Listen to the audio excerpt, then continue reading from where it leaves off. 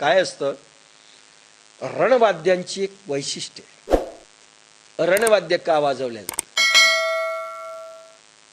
एक असं उदाहरण येतं, एक हत्ती खूप युद्ध खेळून म्हातारा झाला आणि चालत असताना एका तलावात पाणी पिण्याकरता गेला आणि चिखलात फसला. आता इतका फसला की त्याला खूप ओढून काढायले, दुसरे हत्ती ओढायलेत, पण तो इतका गाळात फसला होता की तो काही बाहेर येत नाही. त्याची शक्ती देखील कमजोर झाली आणि राजाला फार वाईट वाटलं.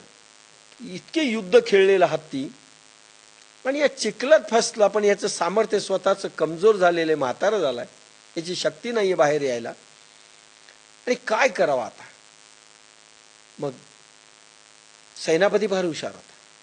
म्हणजे महाराज चिंता करू नका, रणवाद्य आणा.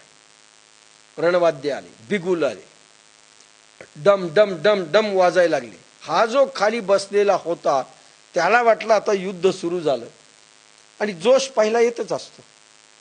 इतक्या जोशास आला की ताडकन उडी मारून तो बाहेर आला. बस म्हणले आता बंद करा वाद्य. की सैन्य जर असं असेल, झोपलेलं असेल, तर उसळून असं वर उभं राहिलं पाहिजे. याच्याकरता रणवाद्य असतात आणि शंखनाद असतो.